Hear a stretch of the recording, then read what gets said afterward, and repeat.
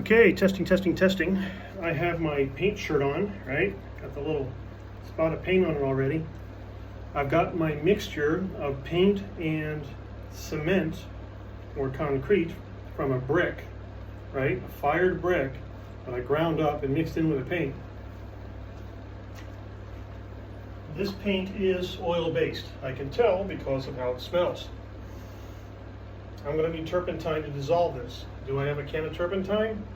No, not really, not right now. But I can tell that this stuff's already drying. It's only been 5 minutes maybe. So what I'm doing is just kind of working around the edges, dabbing this brick and paint mixture,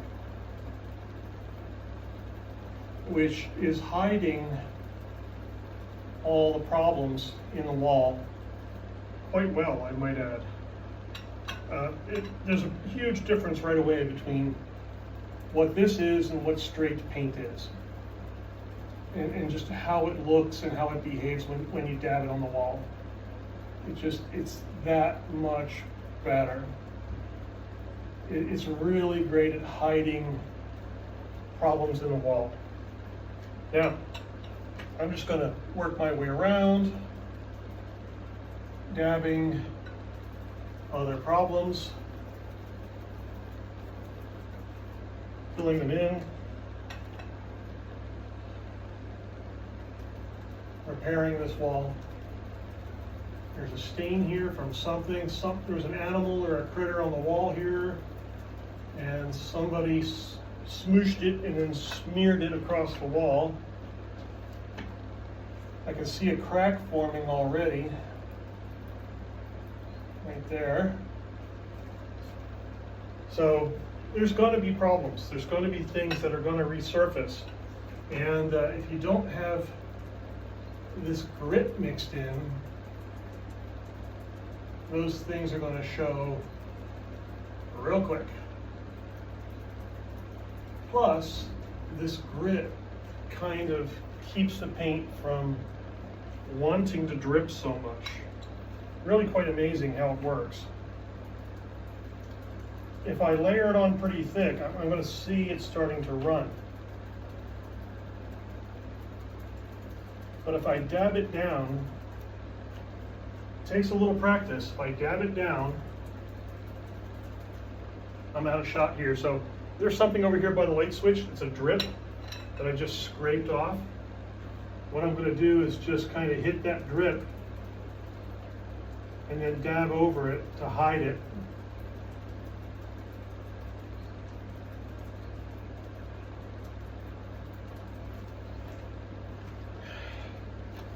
And so far, these repairs are going pretty good. I don't want to walk out of shot, but that's hiding a lot of the junk that's there. Now it's about 75, 78 degrees in here because I've got air conditioning on. If I turned off the air conditioning, this room would heat up to about 85 degrees. And this paint would dry really fast. Really, really fast.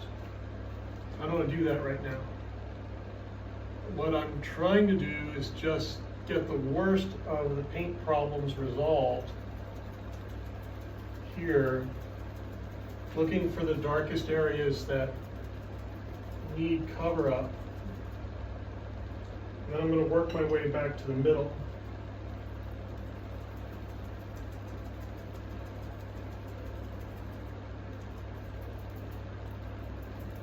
So there's an area where the paint had peeled. Now I'm going to flatten the brush and just dab around the perimeter of where the paint peeled to give it some texture.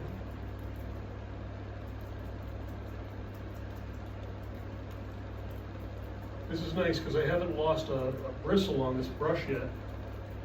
There's the start of a run.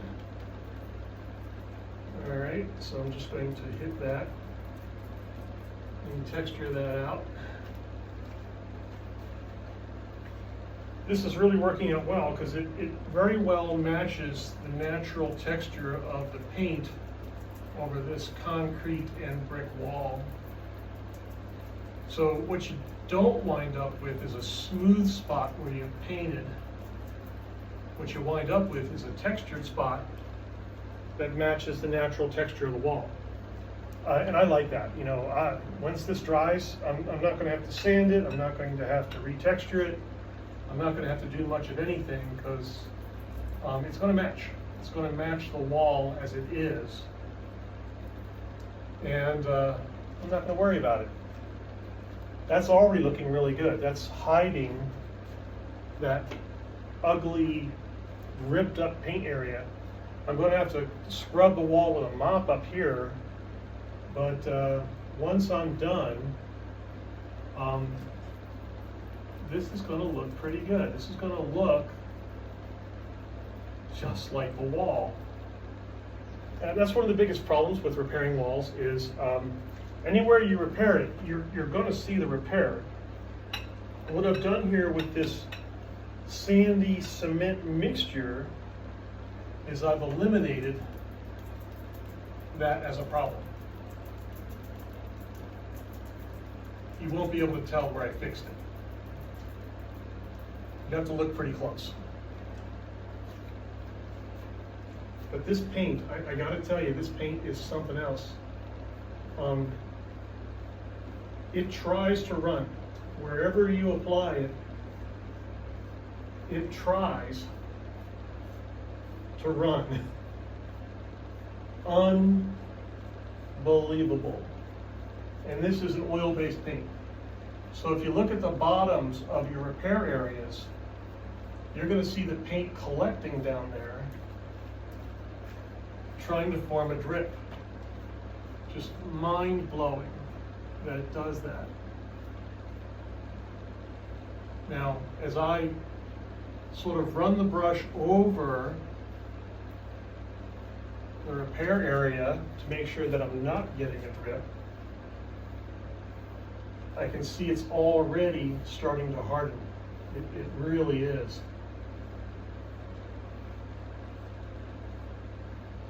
But I'm already catching these drips forming. Now, what I did is I cleaned the areas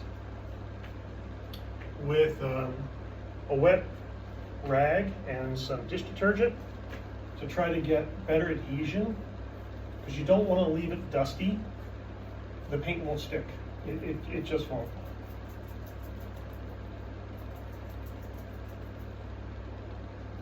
And what I'm doing is I'm just kind of throwing some texture into it to even it out. So this is going to be a one-time job.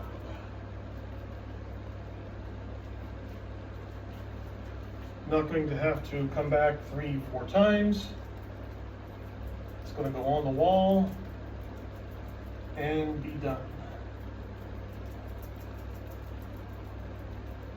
I'm not going to get paint all over me like I always do, because this paint rips like crazy. It's going to fill in the areas that I tore off with the scraper. That's the great part. So you're not going to see those. If you just throw some paint on here, you're going to see where you ripped the paint out with the scraper. That problem I've just eliminated. Isn't that cool? So if you've ever painted over an area that you ripped out with a scraper, and then you still see the hole, it's just a painted hole, and then you look at it, it's still a hole, it's white, but it's a hole. Well, I don't have that going on here. This is going to be a smooth looking repair on the first shot, right? You're not going to have to fill it in with spackling or plaster or any of that stuff. I've already got it mixed into the bowl, which, that's kind of thrilling if you think about it, to have that kind of thing going on. Now, here's a low spot in the wall I'm going to fix. Looks like when somebody plastered this, they touched it with their finger That's just thrilling. Remember, look for the drips. Pull the brush up through it.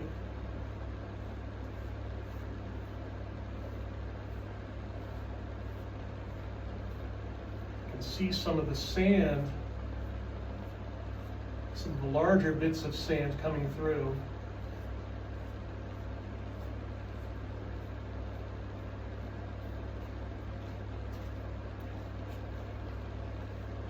That actually filled up quite nicely.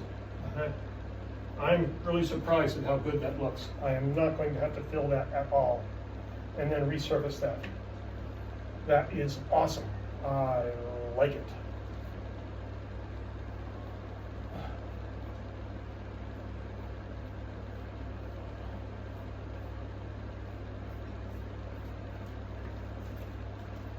That is nice. You just have to remember that if you still see the edge of where you scraped, pull the paint out to the edge and fill in that area. Now I'm going to pull the camera out and show you this so you can see how this repair looks, because there's actually two of them. There's two repairs here. This paint is starting to thicken in the bowl that I'm holding. So you have to be aware of that. That's going to happen. This is looking pretty good.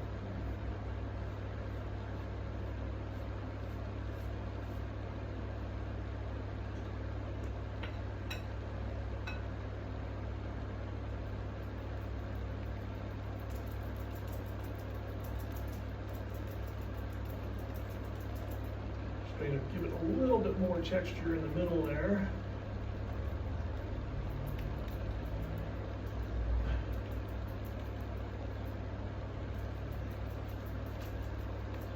Give it a little bit more of a natural appearance.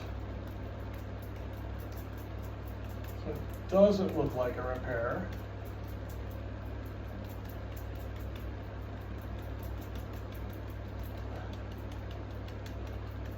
And when the paint is thicker, that's a great time to do this. I'm going to do it there, I'm going to do it there, I'm going to pat that out. I'm going to pat that out. I'm going to pat that one out. I'm going to pat this one out. I'm going to go up here and hit this one again and pat it out.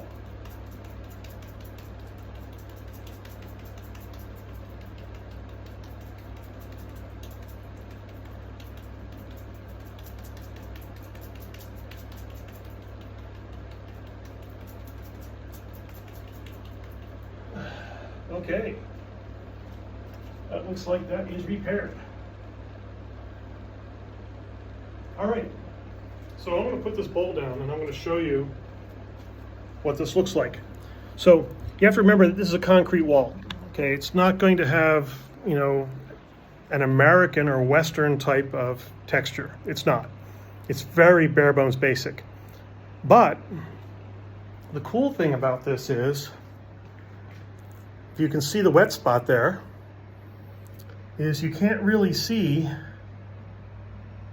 where it's been repaired. And over here, with this one, there's no hole in the paint. You can't see the edge where the paint was scraped off. You just can't. So I'm just going to do a pan here. So you can see this, and that's at a, you know, pretty steep angle. That's 100% smooth. I'm just waiting for that to dry now. Let's look at it from the other side. 100% smooth. Isn't that great? So, all right, so you have to grind up some brick and you have to sift it out and make a bowl and mix it and la la la la la la. But that is done. All it has to do is dry. That took me, what, 20 minutes tops. I don't have to go back and refinish it. I don't have to spend another hour re-prepping and cleaning my hands. And then another hour after that, re-prepping and cleaning my hands. Okay, 20 minutes. Wow. That's really efficient right there. So hopefully you've learned something from Christopher Thunder here from the world's dirtiest workshop. Thanks for watching. Bye-bye.